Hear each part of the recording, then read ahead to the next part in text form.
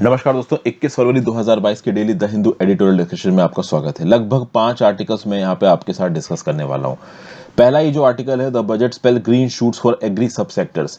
इसमें ये बताया गया कि प्राइमा फेसी अगर आप इस साल के बजट को देखो तो उसमें आपको एग्रीकल्चर के रिस्पेक्ट में बहुत ज्यादा कुछ नजर नहीं आएगा, लेकिन अगर आप एग्रीकल्चर बजट को थोड़ा ब्रेक डाउन करोगे तो कुछ पॉजिटिव पॉइंट्स आपको दिखेंगे। वो कौन कौन से पॉजिटिव पॉइंट्स इसके बारे में यहाँ पे बात करेंगे। फिर overall securities and exchange board of India ने इस समय पे फटकार लगाई नेशनल स्टॉक एक्सचेंज को। एनएसई में कुछ गड़बड़ हो रही थी और उस गड़बड़ को सही समय पे securities and exchange board of India नहीं रोक पाया। हुआ क्या यहाँ पे था कि भाई देखिए, जो सीईओ और एमडी हैं चित्रा राम कृष्णा, किसके, नेशनल सिक्योरिटी एक्सचेंज के, ये किसी एक दूसरे पर्टिकुलर इंडिविजुअल के साथ कुछ इंफॉर्मेशन शेयर कर रहे थे।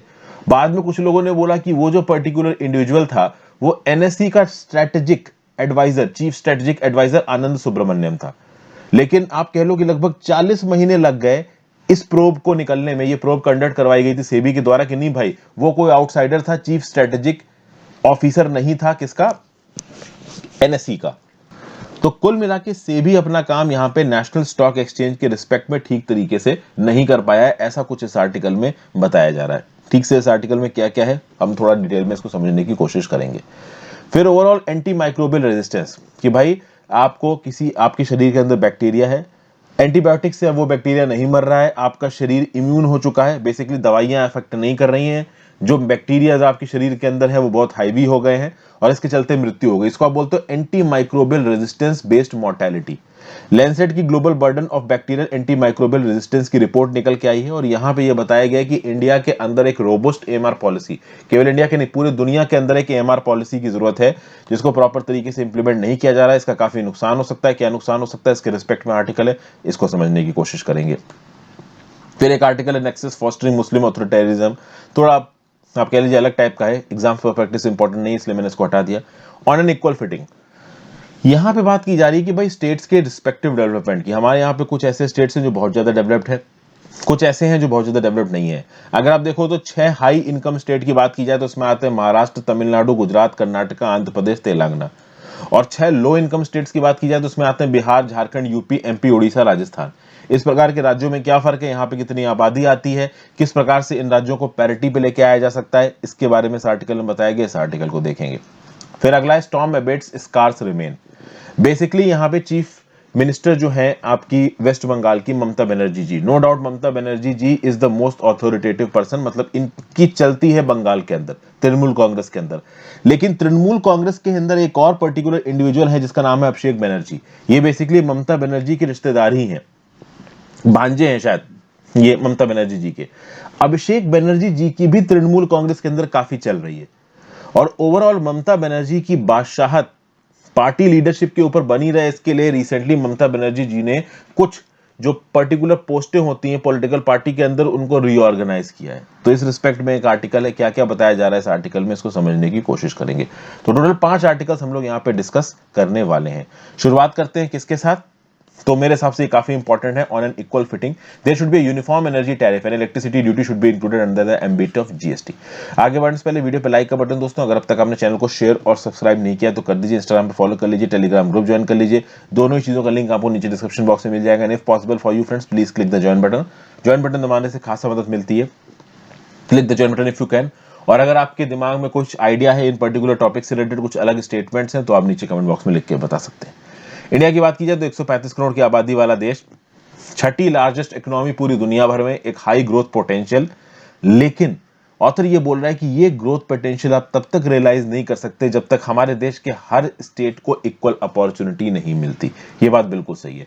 अगर हमारे देश के सारे स्टेट्स इक्वल अपॉर्चुनिटीज के साथ आगे बढ़े, नो डाउट देश बहुत तेजी से आगे बढ़ेगा। लेकिन हमारे देश में भी कुछ स्टेट्स हाई इनकम कैटेगरी में आते हैं, कुछ लो इनकम कैटेगरी में आते हैं और दोनों के बीच में पैरिटी नहीं है।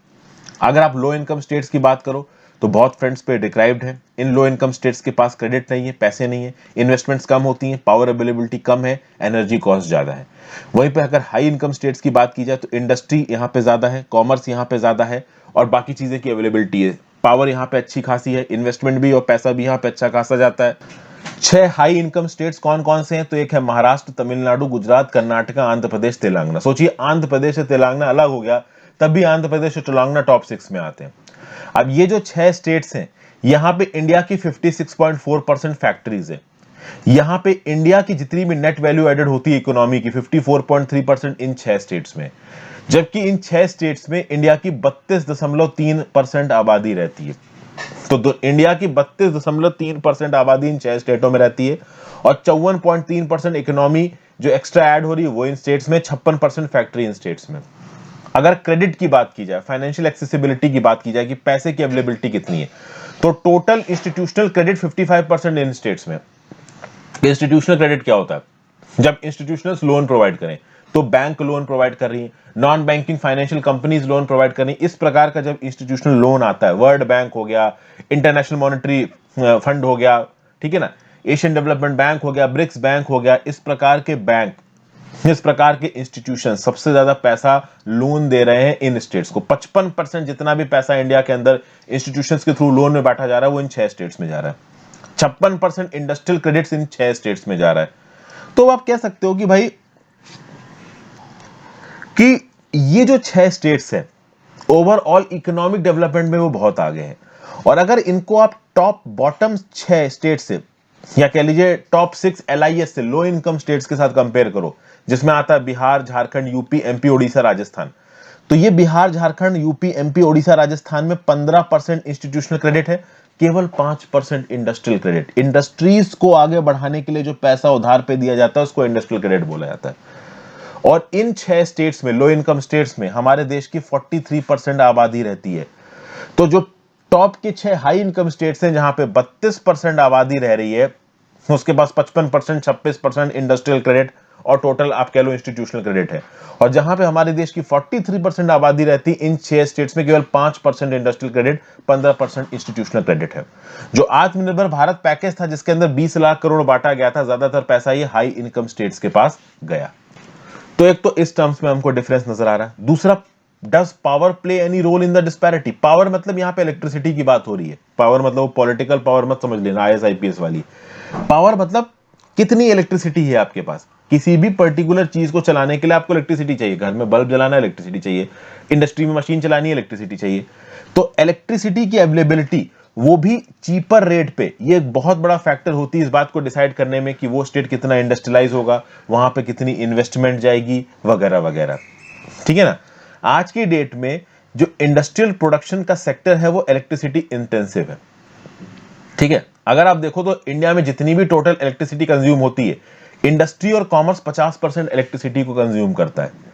एनर्जी इंडिया आउटलुक 2021 क्या बोलता है?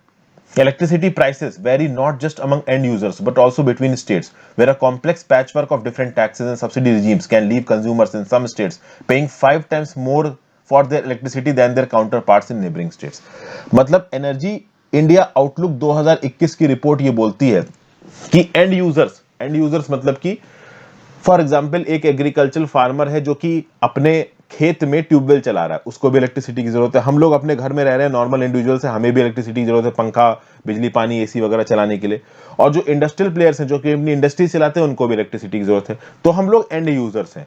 इन एंड यूजर्स को अलग अलग दामों पर इलेक्ट्रिसिटी मिलती है। एक तो ये पॉइंट हो गया। तो अलग अलग अगर आप एंड यूजर, जैसे फॉर एग्जांपल एक एग्रीकल्चरल किसान को बिजली हो सकता है फ्री मिल जाए या सस्ती मिल जाए, सब्सिडी बहुत ज्यादा है, लेकिन एक इंडस्ट्री को बिजली सस्ती नहीं मिलेगी।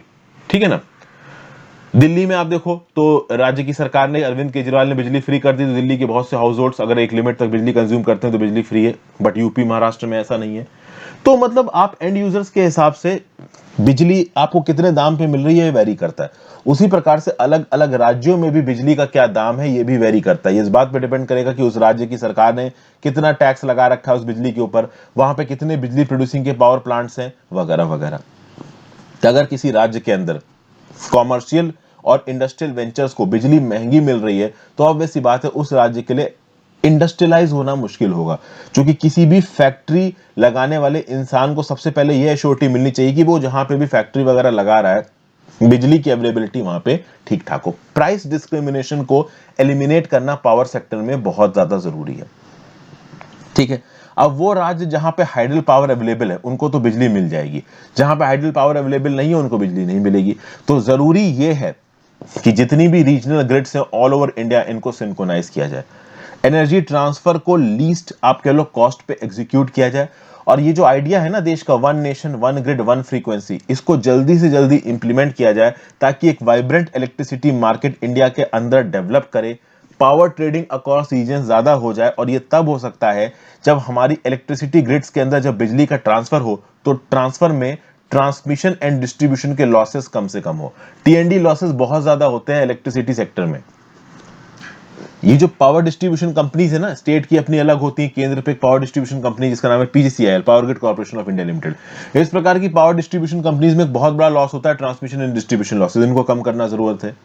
प्लस इंडिया के अंदर वन टैरिफ पॉलिसी लाने की जरूरत है। आप देश के किसी भी भाग में हो, एक टैरिफ पॉलिसी होनी चाहिए। प्रॉब्लम यह है कि इलेक्ट्रिसिटी स्टेट सब्जेक्ट है और स्टेट्स अपने अपने हिसाब से इलेक्ट्रिसिटी के दाम फिक्स करते हैं। उसमें केंद्र की सरकार इंटरफेरेंस करेगा तो वो एक अलग बवाल, राज्य की सरकारें बोलने लगेंगी कि केंद्र की सरकार अपनी चला रही है, हमारी नहीं सुन रही है। तो इस प्रकार की प्रॉब्लम्स तो देखो इंडिया के अंदर आती ही है। ठीक है, तो अलग अलग राज्यों में इलेक्ट्रिसिटी की अवेलेबिलिटी होनी चाहिए, पहली चीज। दूसरा, वो अवेलेबिलिटी एक अफोर्डेबल कॉस्ट पे होनी चाहिए। एक लिमिट से ज्यादा अगर महंगी इलेक्ट्रिसिटी जा रही है तो वो प्रॉब्लम क्रिएट कर सकती है ओवरऑल पूरे के पूरे सेक्टर के लिए। यहां पे अगर आप देखो तो सेंट्रल इलेक्ट्रिसिटी रेगुलेटरी कमीशन ये एक फ्रेमवर्क को इंप्लीमेंट करवाना चाह रही है जिसमें market based economic dispatch and moving towards one nation one grid one frequency one price. अगर ऐसा हो जाए तो बहुत बढ़िया है। Market based economic dispatch of central electricity regulation commission, जिसमें one nation one grid one frequency one price वाला आइडिया अगर इंप्लीमेंट हो जाता है तो पूरे देश में आप किसी भी स्टेट में कहीं पे भी हो, आपके लिए बिजनेस खोलना, धंधा खोलना काफी आसान हो जाएगा। तो ये तो बात हो गई इलेक्ट्रिसिटी की अवेलेबिलिटी की। दूसरा बात कि भाई जब इलेक्ट्रिसिटी किसी एक स्टेट के अंदर बांटी जाती है तो उसके ऊपर लगाया जाता है टैक्स राज्य की सरकार के द्वारा। इस टैक्स को भी यूनिफॉर्म करने की जरूरत है और इसको करने का एक तरीका यह है कि इलेक्ट्रिसिटी को आप goods and services tax network के अंदर लेके आओ। अभी क्या है कि अलग अलग राज्य की सरकारें अलग अलग टैरिफ रेट्स पे इलेक्ट्रिसिटी के ऊपर टैक्स लगाती है, इनडायरेक्ट टैक्स अपना। अगर जीएसटी के अंदर ये इलेक्ट्रिसिटी आ जाएगी तो एक यूनिफॉर्म टैक्स लगेगा पूरे देश में, सीजीएसटी लगेगा, एसजीएसटी लगेगा। और खास बात यहां पे ये है कि ये जो सेंट्रल जीएसटी यहां पे लगेगा ना इलेक्ट्रिसिटी के ऊपर, ये पूरा का पूरा राज्य की सरकारों के बीच में बंटना चाहिए। इसका पैसा केंद्र की सरकार के पास नहीं जाना चाहिए, क्योंकि अभी के लिए सेंट्रल जीएसटी, अभी के लिए जो भी आप कह लो टैक्स लगाए जाते हैं इलेक्ट्रिसिटी के ऊपर, वो पूरा का पूरा पैसा राज्य की सरकार अपने पास रखती है। तो बेटर ये रहेगा कि कल की डेट में अगर सेंट्रल जीएसटी आप इलेक्ट्रिसिटी डिस्ट्रीब्यूशन पे लगा रहे हो तो वो पैसा केंद्र की सरकार के बीच में ना बांट के आप सीधे सीधे राज्य की सरकारों को दो। तो इन सब चीजों से करने से एक प्रकार से आप कह सकते हो इक्विटेबल डिस्ट्रीब्यूशन होगा। क्योंकि अभी के लिए जो इंडिया के हाई इनकम स्टेट है वो ज्यादा इलेक्ट्रिसिटी कंज्यूम करते हैं। Central electricity authority ministry of power के अंदर जो काम करता है, इसने 2020-21 में यह बताया कि जो 6 स्टेट्स हैं इंडिया के, वो 50% इंडिया की इंस्टॉल्ड पावर को यूटिलाइज करते हैं और इन 6 स्टेट्स में केवल 32% आबादी रहती है। वहीं पे जो 6 बैकवर्ड स्टेट्स हैं इंडिया की, जहां पे 43% आबादी रहती है इंडिया की, उन्होंने केवल 25% पावर को कंज्यूम किया। तो ये हाई इनकम स्टेट और लो इनकम स्टेट के बीच का जो डिफरेंस है ना, इस डिफरेंस को हमें खत्म करने की जरूरत है। ये हम दो तरीके से कर सकते हैं। एक तो इलेक्ट्रिसिटी की अवेलेबिलिटी को आप इंप्रूव करिए, किसके through? One nation one grid one frequency one price के थ्रू। दूसरा, वो जो इलेक्ट्रिसिटी बांटी जा रही है उसके ऊपर एक यूनिफॉर्म टैरिफ लगना चाहिए, यूनिफॉर्म टैक्स लगना चाहिए। और वो यूनिफॉर्म टैक्स तब लगेगा जब इस इलेक्ट्रिसिटी को जीएसटी रिजीम के अंदर लाया जाए और जो सेंट्रल जीएसटी वाला कंपोनेंट होगा जो किस इलेक्ट्रिसिटी टैरिफ के ऊपर लगेगा वो सीधे सीधे राज्यों को मिलना चाहिए, केंद्र की सरकार के पास नहीं जाना चाहिए। ये व्यू पॉइंट यहां पे बख्शी अमित कुमार सिन्हा साहब दे रहे हैं, जो कि centre for economic policy in public finance के साथ जुड़े हुए हैं। ठीक है भाई, नेक्स्ट आर्टिकल पे आते हैं। Storm abates, scars remain. यहां पे तृणमूल कांग्रेस में ममता बनर्जी वर्सेस अभिषेक बनर्जी की बात हो रही है। अभिषेक बनर्जी जी काफी न्यूज में थे जब वेस्ट बंगाल में इलेक्शंस चल रहे थे। देखा जाए तो तृणमूल कांग्रेस पूरी तरीके से वेस्ट बंगाल में डोमिनेट कर रही है। जिस प्रकार से 1980s और 1990s के एरा में Communist Party of India Marxist led Left Front lead करता था वेस्ट बंगाल में, वैसे ही आज तृणमूल कांग्रेस लीड कर रही है। नो डाउट इन्होंने भारतीय जनता पार्टी को हरा दिया। इसके बाद जो लोकल लेवल पे भी इलेक्शंस हुए वेस्ट बंगाल में, उसमें भी आपकी तृणमूल कांग्रेस ही जीती है। लेकिन कहीं ना कहीं तृणमूल कांग्रेस के अंदर कुछ फिजर्स नजर आ रहे हैं। नो डाउट तृणमूल कांग्रेस की अनअपोज्ड लीडर हैं दीदी ममता बनर्जी जी, लेकिन कहीं ना कहीं और भी बहुत से लोग हैं जिसका तृणमूल कांग्रेस को ऊपर उठाने में हाथ है। ठीक है, और इसके लिए रिसेंटली हुआ क्या है? हुआ यह है कि तृणमूल कांग्रेस के अंदर सीटों का रीऑर्गेनाइजेशन किया गया है। हुआ ये 2 फरवरी को चीफ मिनिस्टर ममता बनर्जी जी चेयरपर्सन बन गई तृणमूल कांग्रेस की। और 12 फरवरी को उन्होंने क्या किया कि तृणमूल कांग्रेस पॉलिटिकल पार्टी की जितनी भी इंपॉर्टेंट पोस्ट हैं उनको डिसॉल्व कर दिया और उसके बाद नई पोस्ट बनाई और उसके ऊपर नए अपॉइंटमेंट किए, जिसमें नेशनल जनरल सेक्रेटरी बनाए गए अभिषेक बनर्जी जी। अभिषेक बनर्जी जी नेफ्यू हैं ममता बनर्जी जी के। फिर ममता बनर्जी जी ने एक 20 मेंबर की वर्किंग कमेटी बनाई जिसमें अभिषेक बनर्जी को जगह मिली और भी पार्टी लॉयलिस्ट को यहां पे जगह मिली है। फिर 6 दिन बाद इन्होंने अभिषेक बनर्जी को जनरल सेक्रेटरी बनाया और 3 नए वाइस प्रेसिडेंट बना दिए पार्टी के, जिसमें former union minister Yashwant Sinha है और सुब्रता बख्शी और चंद्रिमा भट्टाचार्य हैं। अब ये सब यहां पे क्यों हो रहा है? देखिए, ऐसा बोला जा रहा है कि तृणमूल कांग्रेस में टॉप पे थी ममता बनर्जी, सेकंड नंबर पे आते थे अभिषेक बनर्जी, और पार्टी कैडर्स के बीच में कहीं कहीं पे अभिषेक बनर्जी इतने ताकतवर हो रहे थे कि ममता बनर्जी से भी ज्यादा ताकतवर हो रहे थे। और ये चीजें कहां पे देखने को मिली? तो भाई इंडियन पॉलिटिकल एक्शन कमेटी बनाई गई वेस्ट बंगाल में। इसको बनाने में अभिषेक बनर्जी जी का बहुत मेजर रोल था। अब क्या हुआ कि मिस्टर अभिषेक बनर्जी और आईपैक इसकी टीम में काफी, आप कह लो, सिंक्रोनाइजेशन होने लगा। बहुत सारे ऐसे इंपॉर्टेंट डिसीजंस थे तृणमूल कांग्रेस के अंदर जो अभिषेक बनर्जी लेने लगे और उसके लिए ममता बनर्जी जी से डिस्कशन नहीं हुआ।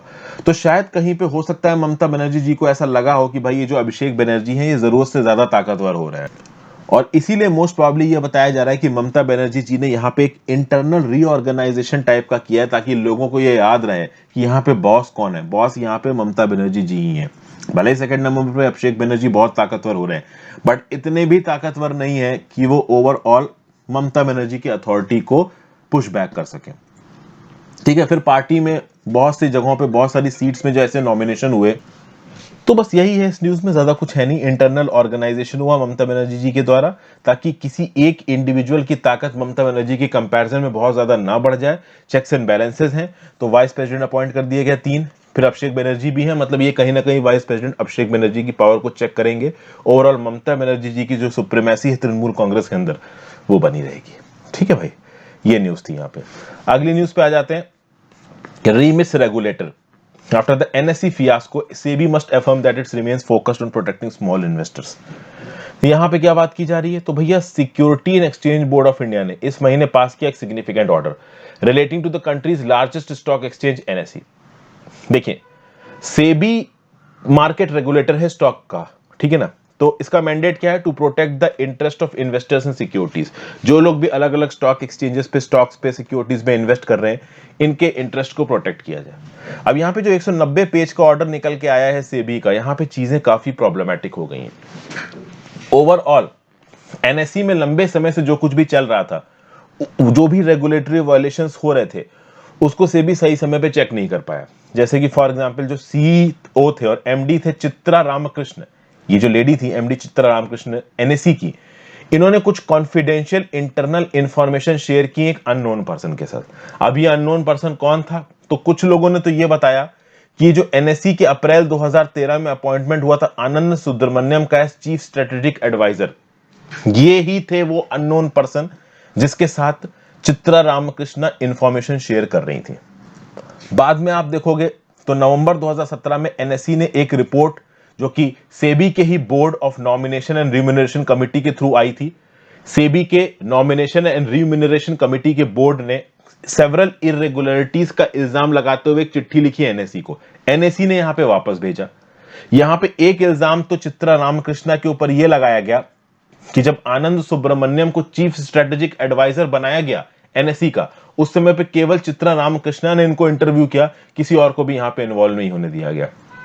फिर चित्रा रामकृष्ण समय समय पे कुछ सीक्रेट कॉन्फिडेंशियल इंफॉर्मेशन को एक आउटसाइड प्लेयर के साथ लीक कर रही थी।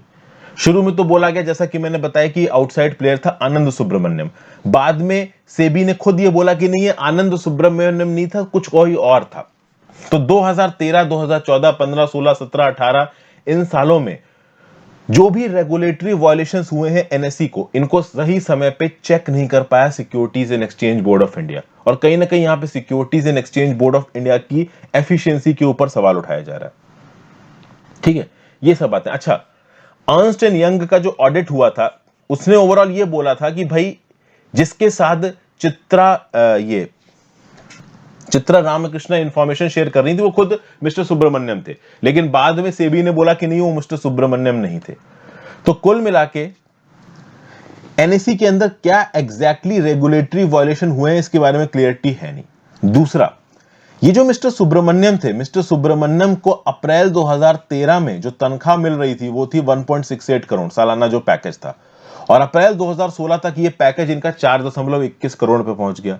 तो ऐसा यहां पे क्या हुआ कि अप्रैल 2013 में जो रिम्यूनरेशन था वो 1.68 करोड़ था और उसके 3 साल बाद रिम्यूनरेशन 4.21 करोड़ पे पहुंच गया। इतना जबरदस्त इंक्रीज हुआ। तो ये सब चीजों को लेके यहां पे कुछ सवाल उठाए जा रहे हैं, किसके? आनंद चित्रा के रोल के ऊपर, चित्रा रामकृष्ण के रोल के ऊपर, सॉरी, चित्रा रामकृष्ण के रोल के ऊपर सवाल उठाए जा रहे हैं और आनंद सुब्रमण्यम के अपॉइंटमेंट के ऊपर सवाल उठाए जा रहे हैं। इंटरनली क्या गलत हुआ, क्या नहीं गलत हुआ, ये सब तो एक अलग बात है। चित्रा रामकृष्ण के ऊपर यह भी सवाल उठाया गया है कि ये मेल के थ्रू एक अननोन पर्सन के साथ स्पेसिफिकली टच में थी और उस टच के चलते इन्होंने कुछ सीक्रेट इंफॉर्मेशन को लीक किया। हालांकि बाद में यह भी क्लैरिफाई किया गया कि इस इंफॉर्मेशन के लीक होने से किसी इन्वेस्टर के पैसे का नुकसान नहीं हुआ है, बट यहां पे सवाल है प्रिंसिपल्स का। सेबी के ऊपर रिस्पॉन्सिबिलिटी बनती है कि जो एनएससी का एडमिनिस्ट्रेटिव स्टाफ है वो अपने इस काम को प्रॉपर जिम्मेदारी के साथ करे, और यहां पे कुछ लूप होल्स नजर आ रहे हैं, कुछ गलतियां होती नजर आ रही हैं।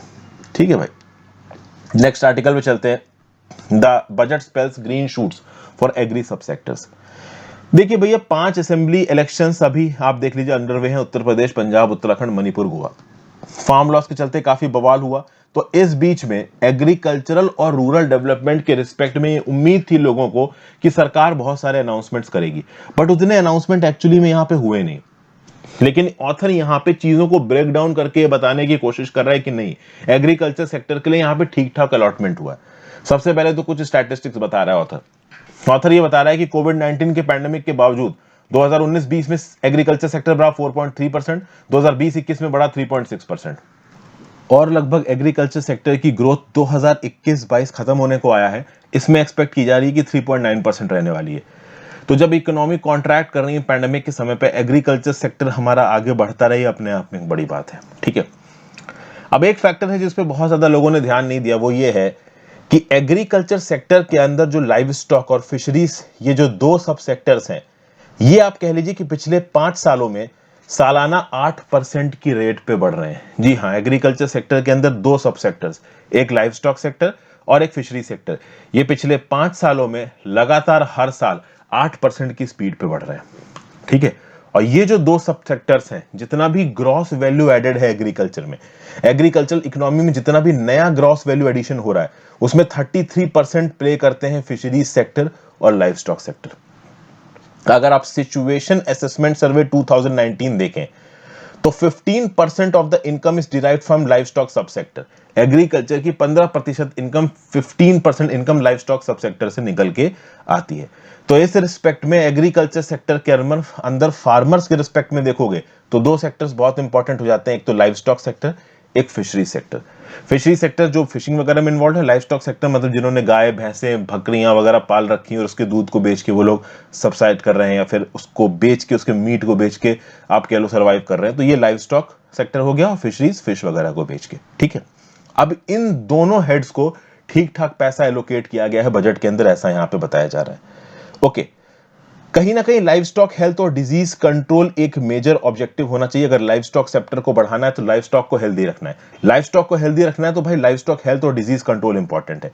इसलिए आप देखोगे कि इस पर्टिकुलर हेड को जो एलोकेशन किया गया है वो 2000 करोड़ का किया गया। पिछले साल 2020-21 में 886 करोड़ था, इस साल 2000 करोड़, 126% का ज्यादा एलोकेशन किया गया है लाइव स्टॉक हेल्थ और डिजीज कंट्रोल के लिए। Live stock mission, national live stock mission के लिए 100 करोड़ रुपया बढ़ा के दिया गया है। ठीक है ना, 42% का इंक्रीमेंट है नेशनल लाइव स्टॉक मिशन में, जितना यहां पे इस बार बजट में एलोकेशन किया गया है। प्रधानमंत्री मत्स्य संपदा योजना फिशरीज के लिए जो फ्लैगशिप स्कीम है, इसकी 57% एलोकेशन बढ़ाई गई, 679 करोड़ रुपए इसको एलोकेट किया गया है। फूड प्रोसेसिंग इंडस्ट्री के लिए जो प्रोडक्शन लिंक्ड इंसेंटिव स्कीम है, इसको 1022 करोड़ रुपए एलोकेट किए गए। पिछले साल एलोकेशन 10 करोड़ था, इस बार 1022 करोड़ एलोकेट किया गया। ठीक है, माइक्रो फूड प्रोसेसिंग सेक्टर के लिए, जो कि स्मॉल एंटरप्राइजेस की मदद कर सकता है, इसके लिए एलोकेशन 125% बढ़ा के कितना किया गया है, 900 करोड़ रुपए का एलोकेशन यहां पे किया गया। ठीक है, तो आप यहां पे समझ सकते हो कि कुछ इंपॉर्टेंट एग्रीकल्चरल सब सेक्टर्स में एक पर्टिकुलरली अच्छा अमाउंट ऑफ पैसा यहां पे इन्वेस्ट किया गया। फिर अगर आप देखो तो राष्ट्रीय कृषि विकास योजना जो कि होलिस्टिकली डेवलप करता है एग्रीकल्चर अलाइड सेक्टर्स को, इसके लिए 400% ज्यादा पैसा एलोकेट किया गया, लगभग 8,000 करोड़ रुपया एलोकेट किया गया है। अलग अलग राज्य की सरकारों में जब ये 8,000 करोड़ रुपया बटेगा तो राज्य की सरकारें अपने अपने प्लान्स को इंप्लीमेंट करके अपनी अपनी एग्रीकल्चर डेवलपमेंट स्कीम्स इंप्लीमेंट कर सकती हैं। फिर अगर देखो तो प्रधानमंत्री कृषि सिंचाई योजना, ठीक है ना, ये जो फार्म प्रोडक्टिविटी को बढ़ाती है। फिर जो परंपरागत कृषि विकास योजना है जिसको आप PKVY भी बोलते हो, जो कि सॉइल फर्टिलिटी को बढ़ाई गई है, इसको लेके आया गया है राष्ट्रीय कृषि विकास योजना के अंदर। तो राष्ट्रीय कृषि विकास योजना को 8,000 करोड़ रुपए, इसके अंदर दो स्कीम्स, कृषि सिंचाई योजना और कृषि विकास योजना, इन दोनों को इसके फोल्ड में लेके आया गया है और पैसे का इंक्रीमेंट यहां पे बढ़ाया गया है। तो कहीं ना कहीं हॉलिस्टिकली एक अम्ब्रेला के नीचे प्रोग्राम्स को इंप्लीमेंट करने की कोशिश की जा रही है विद इंक्रीज्ड एलोकेशन, जो कि एक अच्छा स्टेप है हमारी सरकार का। फिर एग्रीकल्चर इंफ्रास्ट्रक्चर की बात की जाए तो एग्रीकल्चर इंफ्रास्ट्रक्चर फंड में जो पैसा है वो 150% बढ़ाया गया है, 500 करोड़ तक पहुंचाया गया है। फिर एक सेंट्रल सेक्टर स्कीम है जिसका नाम है formation and promotion of 10,000 farmer produce organisation, इसको 500 करोड़ का एलोकेशन दिया गया है, एलोकेशन 100% से यहां पे बढ़ाया गया है। तो ये सब चीजें देखिए, ये जो फैक्टर्स, ये जो स्टैटिस्टिक्स मैं आपको बता रहा हूं ना, कल की डेट में आपके सामने अगर कोई सवाल आ जाता है कि एग्रीकल्चर सेक्टर के लिए सरकार ने क्या क्या एलोकेशंस किए, तो आपको यही पॉइंट वहां पे चोप देने हैं। इन पॉइंट्स को चेप देने से आपको ठीक ठाक नंबर मिल जाएंगे। इससे पता चलेगा कि हाँ भाई बजट में एग्रीकल्चर सेक्टर में क्या हुआ है, इसके बारे में आपको थोड़ा बहुत पता है। ठीक है, कुछ चीजें यहां पे क्लियर नहीं है, मतलब कुछ चीजें आप कह सकते हो जहां पे एलोकेशन ज्यादा बढ़े नहीं है। जैसे फॉर एग्जांपल प्रधानमंत्री अन्नदाता आय संरक्षण अभियान, PM आशा स्कीम, यहां पे क्या था कि मिनिमम सपोर्ट प्राइस, जितना भी इनपुट प्राइस लगता है फार्मर का, उससे कम से कम 50% ज्यादा पे MSP दिया जाएगा। लेकिन इसके लिए एलोकेशन यहां पे केवल 1 करोड़ रुपए का हुआ है। मिनिमम सपोर्ट प्राइस में एलोकेशन ज्यादा होना चाहिए था फार्म लॉस के रिपील होने के बाद, वो इतना ज्यादा यहां पे नहीं हो पाया है। क्योंकि देखिए प्रधानमंत्री जी ने अनाउंस किया था कि एक कमिटी बनाई जाएगी जो कि मिनिमम सपोर्ट प्राइस के रिस्पेक्ट में यहां पे बातचीत करेगी, अपने व्यू पॉइंट देगी। वो कमिटी अभी के लिए बनाई नहीं गई है, ठीक है। अगर आप देखो तो allocation for the price support programme of pulses and oil seeds has decrease by 58%। तो प्राइस सपोर्ट प्रोग्राम जो पल्सेस और ऑयल सीड्स के लिए चलाया गया था, पिछले साल के रिस्पेक्ट में 58% पैसा कम एलोकेट किया गया है, 1,500 करोड़ रुपए एलोकेट किया गया है। पेरिशेबल्स की प्राइसेस की वॉलेटिलिटी को टैकल करने के लिए 750 करोड़ रुपए एलोकेट किया गया, जो कि पिछले साल से 33% कम है। ओके, फर्टिलाइजर सब्सिडी में 35,000 करोड़ रुपए एलोकेट किया गया है, 25% कम है पिछले साल के एलोकेशन से। फूड सब्सिडी पिछले साल के एलोकेशन से 28% कम है। तो फर्टिलाइजर सब्सिडी, फूड सब्सिडी को जितना पैसा दिया जा रहा है, PM आशा स्कीम के अंदर जो भी पैसा दिया जा रहा है, उसको इस बार घटाया जा रहा है। लेकिन ऑथर बोल रहा है कि यह घटाया जाना सस्टेनेबल नहीं है। Over the course of time इस साल में सरकार को बजट बढ़ाना ही पड़ेगा इन सब्सिडीज का, क्योंकि ये सब्सिडीज देनी ही पड़ेंगी, इनको बंद नहीं किया जा सकता है। तो हो सकता है कि बजट में इनको कम करके दिखाया गया हो, बाद में over the course of year सरकार इनको बढ़ा दे और ये नंबर बड़ा होकर हमको नजर आए। अच्छा, जो एग्रीकल्चरल इंफ्रास्ट्रक्चर से रिलेटेड प्रोजेक्ट्स हैं उनको थोड़ा एलोकेशन ज्यादा किया, जैसे प्रधानमंत्री ग्राम सड़क योजना हो गया, प्रधानमंत्री आवास योजना हो गया, नेशनल रूरल लाइवलीहुड मिशन हो गया, इसमें थोड़ा बहुत जो पैसों का एलोकेशन है वो बढ़ाया गया, ये अच्छी बात है। वो अलग बात है कि मनरेगा की स्कीम में जो एलोकेशन है वो कम किया गया है। तो मनरेगा की स्कीम का एलोकेशन कम है, 25,000 करोड़ रुपया लगभग कम है। 2021-22 में जो रिवाइज्ड एस्टिमेट है वो 98,000 करोड़ था, इस बार 25,000 करोड़ रुपए कम एलोकेट किया गया है। लेकिन उससे फर्क नहीं पड़ता, क्योंकि over the course of year MNREGA के एलोकेशंस हमेशा ज्यादा होते हैं। भले ही 2022-23 के एलोकेशन हमको कम नजर आ रहे हैं, लेकिन जब रिवाइज्ड एस्टिमेट निकल के आएगा ना साल के एंड पे, तो वो ज्यादा ही होगा। ठीक है, तो मनरेगा कुछ ऐसी स्कीम्स है जिनका over the course of year जो एलोकेशन होता है वो बढ़ा दिया जाता है। फिर सरकार ने किसान ड्रोन्स, स्टार्टअप से रिलेटेड बहुत सारे स्टेप्स लिए हैं यहाँ पे, जो एग्रीकल्चर सेक्टर को रीइन्विगोरेट कर सकता है, रूरल इकोनॉमी को आगे लेके आ सकता है, अलग अलग लोगों के लिए बेनिफिशियल स्टेप्स बना सकता है। तो ओवरऑल एग्रीकल्चर में कैपिटल इंफ्रास्ट्रक्चर पे, कैपिटल इन्वेस्टमेंट पे ज्यादा ध्यान दिया गया है। जो भी एलोकेशंस बढ़ाए गए हैं वो मैंने यहाँ पे आपको बता दिए हैं, जो कम हुए हैं वो भी मैंने आपको हल्के फुल्के बता दिए हैं। एक एक लाइन में इनको नोट्स में इनकॉर्पोरेट कर लो।